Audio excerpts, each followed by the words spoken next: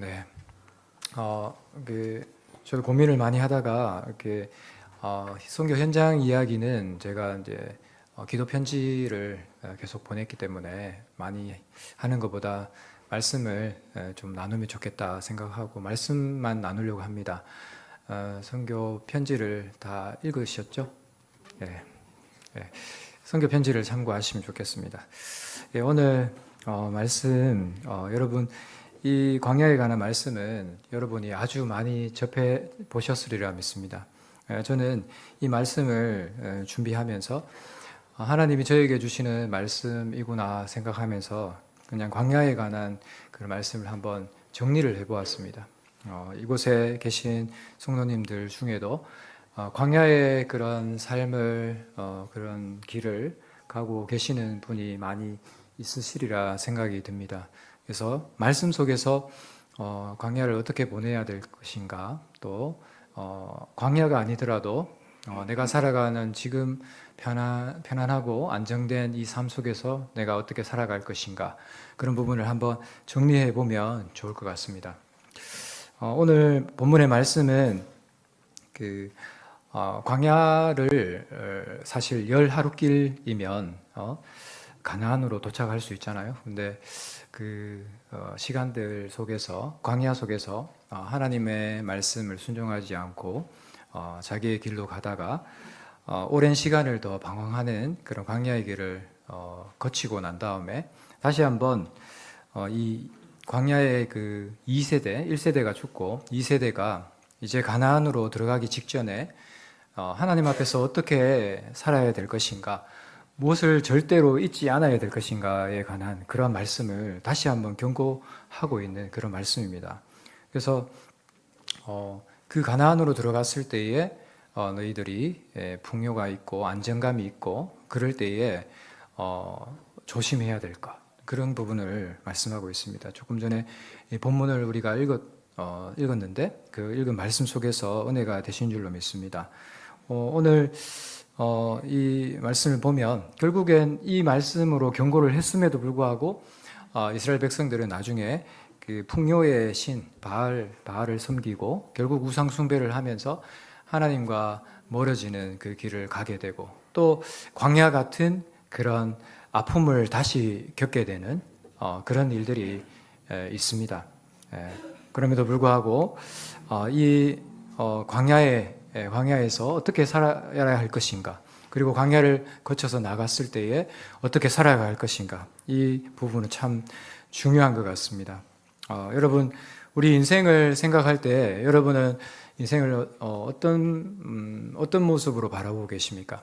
어떤 분들은 인생을 산을 정복하는 거다라고 이렇게 이야기하시는 분이 있더라고요. 산을 정복한다는 것은 어렵고 힘든 그런 단계들을 올라가서 결국 그 최종 목적지인 그곳으로 가게 되고 그 산을 정복하고 성공하는 그런 이야기로 그려볼 수 있을 것 같습니다. 그런데 성경을 보면 이 인생을 광야로 많이 이야기하는 것 같습니다. 광야의 길. 사실 성공이라기보다는 승리에 관한 이야기가 나오는 것 같습니다. 어떻게 승리할 것인가, 광야에서. 그래서 광야라고 하면 어떤 장소일까요? 예측 불허의 장소입니다. 자기가 생각했던 그러한 방향대로 되지 않는, 그리고 길이 있었던 것 같은데 길이 사라지는, 모래폭풍으로 갑자기 사라져 버릴 수 있는 그런 곳입니다. 그리고 내 힘과 나의 계산으로는 갈 수 없는 그런 곳이 광야라고 할 수 있을 것 같습니다. 여러분, 작년 2025년 3월 28일 점심 때 지진이 미얀마에 왔습니다. 특히 저희가 있는 네피도에 크게 왔었는데 진도 7.7이었고요. 그리고 10분 후에 6.8이 한 번 더 왔었습니다. 그래서 이 건물이 한 30cm 흔들린 것 같아요. 30cm 한 2분 정도가 흔들렸습니다. 그러면서 저희가 밥을 먹고 있었는데 지진 나면 밖으로 빨리 나가야 된다라는 얘기는 들었는데 이 흔들리니까 도저히 나갈 수가 없더라고요. 사실 그냥 붙들고 있는, 물건을 붙들고 있고 TV가 깨지지 않도록 붙들고 있는, 근데 모든 것이 다 쓰러지고 또 금이 가고 깨어지고 그런 어떤 지진이 찾아왔었습니다. 제가 한 그래도 미얀마에 13년을 살았는데 네피도에는 11년을 살았거든요. 근데 이제는 좀 적응이 됐고 이제 좀 어려움이 있어도 잘 해결할 수 있을 것 같다 이런 생각도 있었거든요. 예전에 뭐 코로나도 있었고 쿠데타도 있었고 뭐 홍수도 있었고 여러 가지 뭐 행정적인 그런 어떤 부분들이나 이런 것들이 막 스트레스 많이 있는 그런 상황들도 겪었는데 그걸 다 겪었다고 생각하고 괜찮다고 생각했는데 갑자기 이제 이 광야처럼 길이 싹 사라지는 거예요. 그리고 한 번에 모든 것이 무너질 수 있겠구나 그런 생각이 들었습니다. 그것을 경험하고 그래서 교만하면 안 되겠구나. 하나님이 모든 것을 쥐고 계시는구나. 그런 생각을 했습니다. 아이들도 참 지금까지 잘 버텼는데 그 지진이 일어나고 난 다음에 나를 끌고 왔다 그러면서 이렇게 표현하기 시작하더라고요. 예전에 그렇지 않았는데 이제 돌아가고 싶다. 예전으로 돌아가고 싶다. 뭐 이렇게 이야기하기도 하고 지금이 이제 청소년들이라서 가장 힘든 시기입니다. 보면 네피도에는 한인 친구들이 없어가지고 이제 늘 이제 외롭게 아이들이 또 생활하고 그러니까 조금 더 이렇게 사춘기가 크게 온 것 같아요. 그래서 나를 끌고 왔다고 다시 돌아가고 싶다 그렇게 이야기하길래 돌아가면은 지금 있는 학교에 친구들도 없을 테고 이제 선생님들도 없고 쪼빙에 있는 그런 지금 유치원 아이들도 다 사라지는데 괜찮겠냐 그러니까 그러네 그러더니만 그래도 힘들다고 그렇게 이야기하더라고요. 그래서 그 아이들을 보는 마음이 참 안타깝더라고요. 안타까운 마음도 들면서 늘 저희가 가정 예배를 드리는데 그래서 우리가 누구를 의지하겠냐? 아무것도 의지할 거 없다. 그냥 우리 하나님 앞에 예배하자. 뭐 한 번씩 불평을 해요. 왜 우리는 계속 예배를 드려야 되냐? 하나님밖에 의지할 게 없으니까 너희들 하나님만 붙들어라. 아버지 믿지 말고. 그러면서 그렇게 얘기를 했습니다. 그러다가 그 지진이 나고 난 다음에 한 달을 거의 뭐 진짜 잠을 잘 못 자고 이렇게 좀 구호 활동이랑 뭐 일을 좀 많이 했던 것 같아요. 그래서 뭐 여러 이렇게 방송사에서도 찾아와가지고 채널 A, 뭐 SBS, 뭐 KBS 다 찾아와가지고 이렇게 찾아오지는 않았어요. 그냥 이렇게 전화로 찾아와가지고 이렇게 전화를 하면서 현장에 가서 이렇게 핸드폰을 가지고 찍으면서 인터뷰를 해달라고 그러고 막 그러더라고요.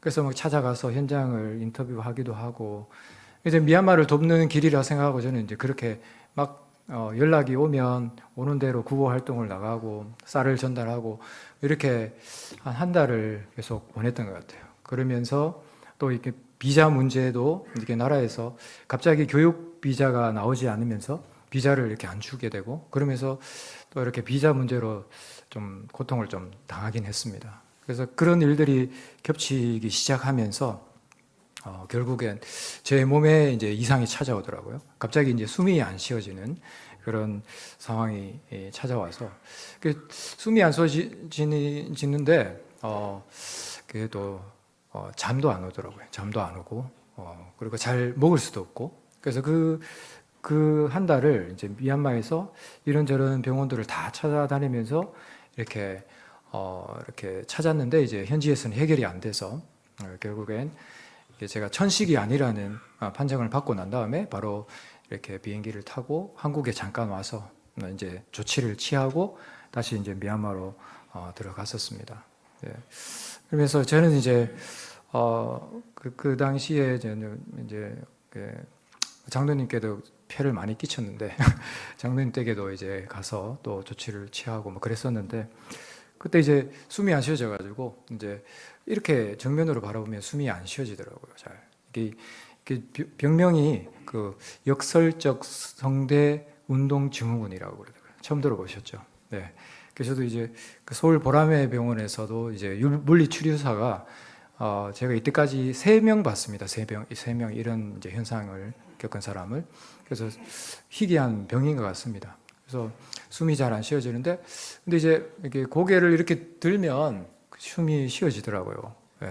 그래서 제가 한동안 목 보호대를 하고 다녔습니다. 이 고개가 내려오면 숨이 안 쉬어지니까 이렇게 들고 좀 다니고 그렇게 했었거든요. 그래서 그 시간을 겪으면서 정말 이제 고독하다, 뭐가 혼자 싸워야 되는구나 이런 생각을 했었고, 이게 하나님이 나를 데려가실 수도 있겠구나, 그런 생각을 했어요. 예. 그리고 어떤 때는 이제 하나님 앞에 마음속에 원망이 좀 일어나기도 하더라고요. 좀 미얀마 가서 일하려 그러는데 왜 이러시냐, 이런 그런 생각이 들잖아요. 네. 그런 마음이 또 들면서 전 쓰다 버리는 카드입니까? 그러면서 막 이런 생각도 들기도 하고 여러 생각이 들었어요. 그래서 뭐 그 당시 또 그 마음 속에 하나님이 그런 일을 겪으면서 제 마음 속에 그런 찬양의 가사들이 떠올랐습니다. 무거운 짐을 나홀로 지고 견디다 못해 쓰러질 때 불쌍히 여겨 구원해 주리 은혜의 주님 오직 예수. 예수님밖에 없구나. 예수님께서 나를 인도해 주시는구나. 그런 생각을 했습니다. 광야라는 곳은 이런 곳인 것 같아요. 길이 보이지 않는, 갑자기 싹 이렇게 모래 폭풍이 이는 듯이 사라져버리는 길, 그런 상황 속에 저뿐만 아니라 여러분의 삶 가운데도 그러한 광야가 있으리라 믿습니다. 내가 뭘 잘못했나? 뭘 죄를 지었나? 하나님 앞에? 그런 생각을 할 수 있잖아요. 그죠? 다윗의 시편을 보면 그런 고백이 참 많이 나오는 것 같아요. 나를 멀리하지 마소서, 나를 버리셨나이까, 그런 고백을 많이 하는 것 같아요. 우리 욥기서 23장 10절에 보면 여러분 그 말씀 기억하십니까? 한번 띄워주시겠습니까? 10절에 보면 같이 읽겠습니다. 그러나 내가 가는 길을 그가 오시니 나를 단련하신 후에는 내가 순금같이 되어 나오리라. 아멘. 이렇게 되게 유명한 말씀이죠. 근데 이제 이 말씀에 제일 앞에 보면 이게 그러나라고 시작하잖아요. 그러나라는 것은 이 말씀 앞에 뭔가 다른 말씀이 나온다는 거죠. 그 다음 말씀도 한번 띄워주시겠습니까? 그 말씀은 그런데 내가 앞으로 가도 그가 아니 계시고 뒤로 가도 보이지 아니하며 그가 왼쪽에서 일하시나 내가 만날 수 없고 그가 오른쪽으로 돌이키시나 배울 수 없구나. 욥은 이런 상황을 겪었습니다. 왼쪽, 오른쪽, 앞뒤 어디에도 하나님을 만날 수 없는, 그죠? 답답한 고독감 속에 있었다는 거죠. 그래서 또 이 말씀의 앞에 보면 그런데라고 표현하잖아요. 그런데라는 것은 그 앞에 또 하나님에 대한 신뢰가 있어요. 신뢰를 고백하다가 또 이렇게 아무것도 보이지 않는 고독 속에 있다가 또 그래도 하나님이 순금처럼 나를 만드실 거다. 이런 어떤 혼란 속에서 그런 광야의 시간을 겪어가는 것 같습니다. 광야라는 것은 육체적으로 경험하는 광야가 있을 수 있고 그리고 또 마음적으로 그리고 영적으로 그런 광야들을 경험하는 것 같습니다. 근데 어떤 광야든 간에 내가 뭔가 잘못해서 징계를 받는 그런 광야이든 아니면 하나님께서 나를 훈련시키는 광야이든 그리고 위대한 일을 위해서 하나님이 준비시키시는 그 광야이든 간에 어떤 광야이든 간에 하나님이 우리를 붙들고 계시다는 거죠. 여러분, 우리가 잊지 말아야 될 것은 하나님이 우리를 붙들고 계시다는 겁니다. 욥기에 보면 그 37장까지 그 수많은 고통들이 지나가는 그 37장까지 아무 얘기가 없으시거든요. 하나님께서 나중에 이제 나타나셔서 말씀을 하시는데 하나님은 모든 것을 다 보고 계시고 하나님의 뜻하신 바를 이루시고자 하고 계시다는 것입니다. 여러분, 제가 이제 지진 트라우마 교육을 받으면서 그림을 하나 그려봤어요. 이제 그림을 한번 볼까요? 그 전에 거 먼저 보여주셔야 되는데, 그 전에 사진이 하나 있습니다. 제가 이제 지진을 경험하면서 이런 생각을 했어요. 내 목에 짐이 너무 많은가 보다. 그래서 짐을 지고 가는데 바닥에 이 돌이 불안정한 어떤 돌들이 많이 놓여져 있고 하나씩 거쳐가긴 가는데 너무 불안하다. 그런 생각을 했던 것 같아요. 그래서 그러면서 그 다음 그림이 근데 이제 제가 그렇게 가고 있지만 하나님의 그 손 안에 내가 있구나. 이런 모든 고난도 하나님이 나를 붙드시는 속에 있구나라는 생각을 다시 하게 됐습니다. 여러분, 우리가 분명히 알아야 될 것은 하나님의 그 사랑에서 끊을 자가 없다는 것입니다. 여러분, 그 고독의 광야는 분명한 하나님의 뜻과 계획이 있다는 것입니다. 어떻게 그렇게 확신할 수 있습니까? 그 로마서에 보면 우리가 아직 연약할 때에, 죄인 되었을 때에, 그리고 원수까지 되었을 때조차도 그 아들을 우리에게 주시면서까지 우리를 사랑하는 그 사랑을 확증하셨던 하나님의 사랑이 우리에게 있기 때문입니다. 그래서 어떤 상황이든 간에 어떤 광야이든 간에 하나님을 사랑하는 자, 그 뜻대로 부르심을 입은 자들에게는 그 광야도 합력하여 선을 이루는 것입니다. 그래서 망한 것 같아도 망하는 것에 대한 부분이 또 성경에 많이 나오는데 망해도 하나님이 또다시 회복시키시는 그런 하나님이시라는 것을 우리가 보게 됩니다. 그러니까 여러분의 광야, 그 고난, 고통 그 속에서도 하나님이 함께하고 계십니다. 미얀마의 그 광야 같은 그 환경 상황들 보면 하나님 왜 이렇게 미얀마의 악재가 계속해서 거듭 정말 살기 쉽지 않은 그런 나라로 계속 만들어 가시냐 이런 어떤 불만을 가지게 될 수도 있는데 그렇지만 이런 성경적인 관점에 봤을 때 이 미얀마를 하나님께서 가난한 마음으로 만드시고 실제로 그런 가난한 마음들이 많이 일어나고 있습니다. 그런 마음 속에서 정말 그들에게 그 놀라운 은혜가 무엇인지를 알게 하시려고 그렇게 이끌어가고 계시다라고 저는 믿습니다. 특별한 하나님의 은총이 미얀마에 있다고 믿습니다. 성경에서 이런 부분을 구체적으로 말씀하십니다. 왜 이런 광야를 주셨는가? 오늘 말씀해 보면요, 물질, 성공 이런 부분들을 초월하는 그런 부분을 이야기하시는 거죠. 신명기 8장 16절에 보면 이렇게 말씀합니다. 이는 다 너를 낮추시며 너를 시험하사 마침내 내게 복을 주려 하심이었느니라.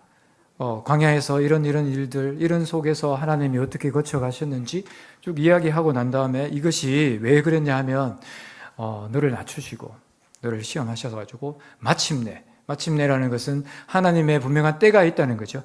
그 때에 내게 복을 주시려고 하신다는 거죠. 그 물질적인 복, 성공의 복 이런 생각을 하실 수 있지만 이 복은 왜 하나님이 물질과 성공을 가져가시면서까지 이 광야를 주셨는가 생각할 때에 그런 복만은 아닌 것 같습니다. 그 진정한 복, 정말 더 크고 위대한 특별한 복을 하나님이 준비하고 계시다는 거죠. 그래서 이 광야의 고난을 통한 그 복은 성공, 물질 이런 모든 것 덤으로 주실 수 있는 그 이상의 그 복이 우리에게 있다는 것이죠. 그것은 성경에서는 하나님과의 관계로 이야기하고 있습니다. 하나님과의 관계가 정말 진정한 복이다.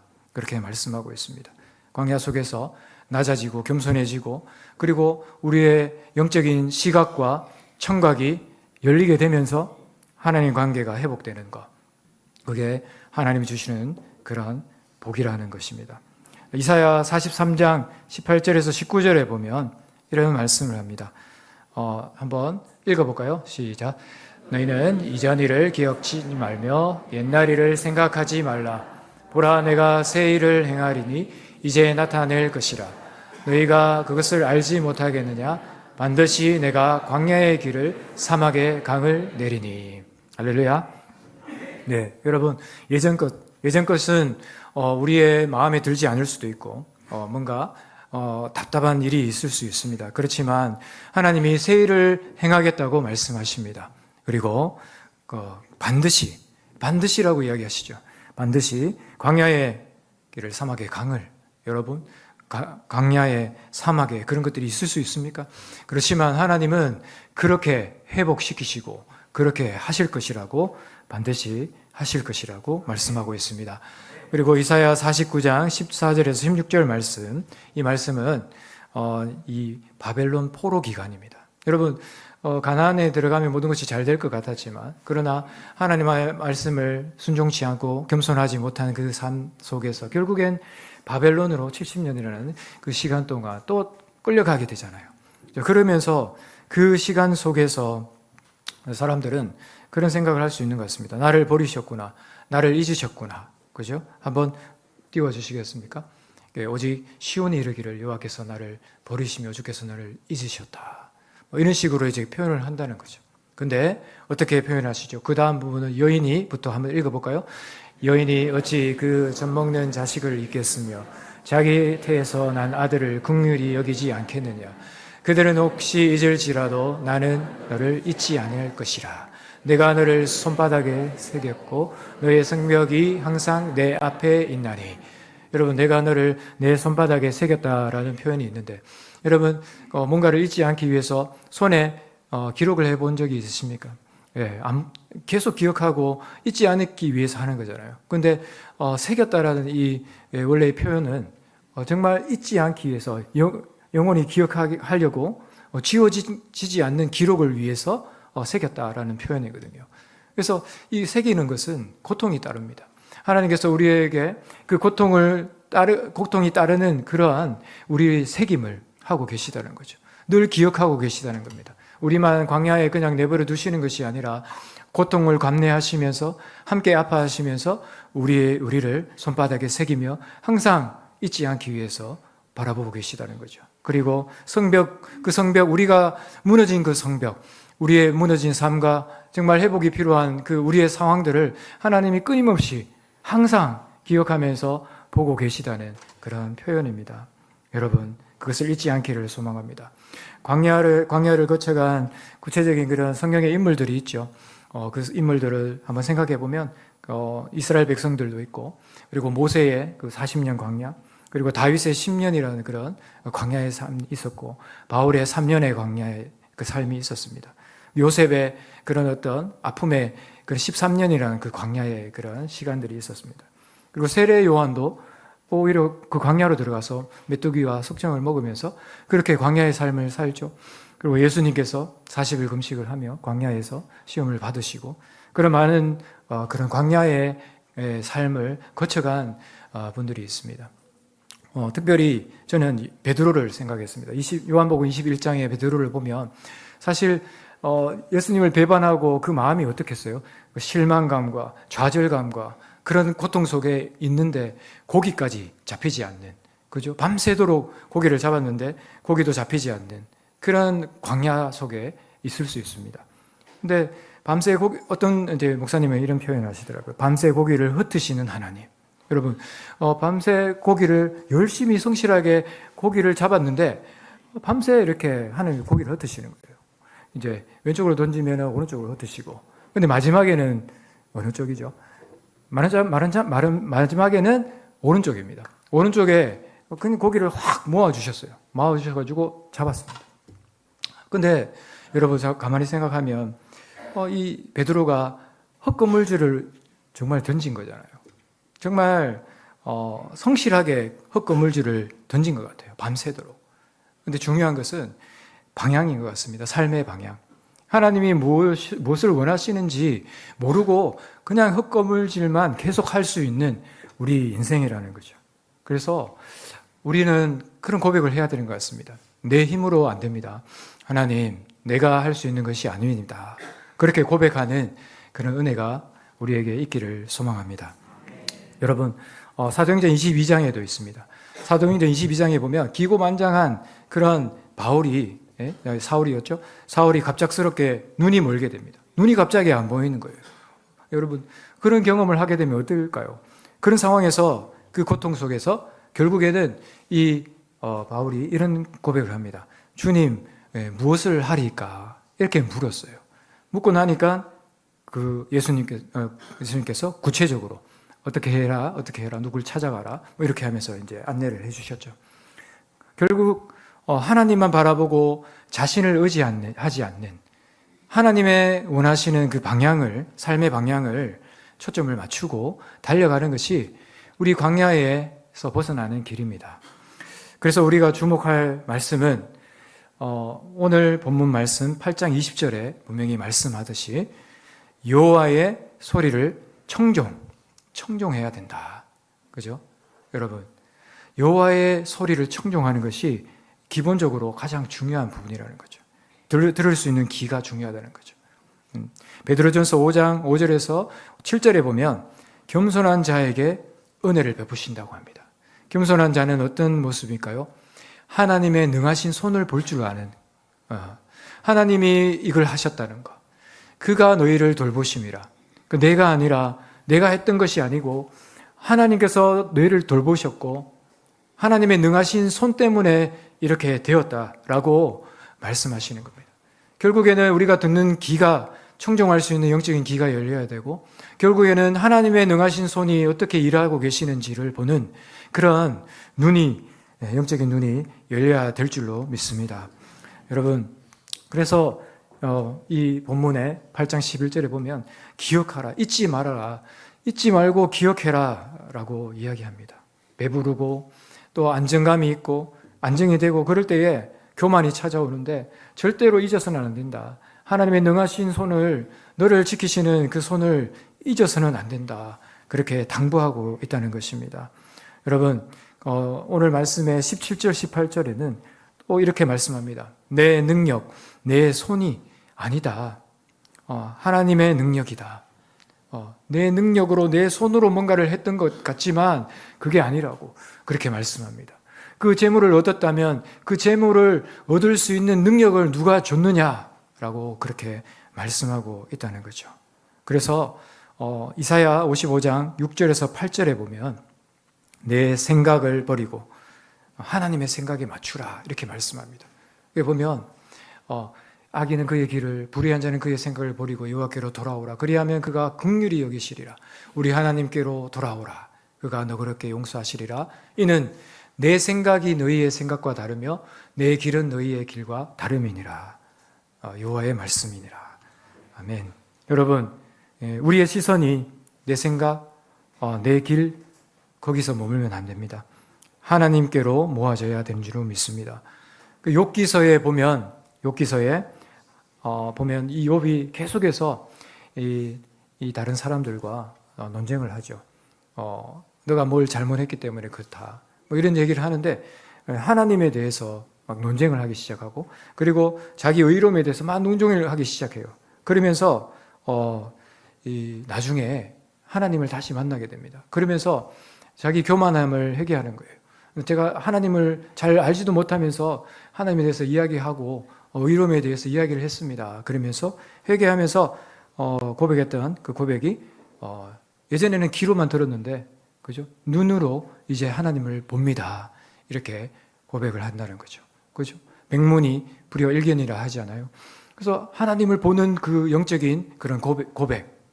정말 볼 수는 없지만 정말 하나님을 보는 듯이 만나는 그 은혜가 그 광야의 그 시간 속에서 있었다는 것입니다. 여러분, 내 힘으로, 내 모습으로, 내 능력으로 할 수 없는 것입니다. 그래서 결국 여러분 막 분주하게 삶을 살아가고 그러면 때로는 하나님 의지하기보다는 내가 뭔가를 잘 하는 것처럼 생각할 수 있는 것 같아요. 그래서 그 분주함은 어떤 분은 이렇게 표현하더라고요. 헌신이라고 생각하지만 그거는 배신이다. 하나님 앞에서 배신이다. 분주하게 내가 내 방법대로 내 방향으로 가서는 안 된다라고 이야기합니다.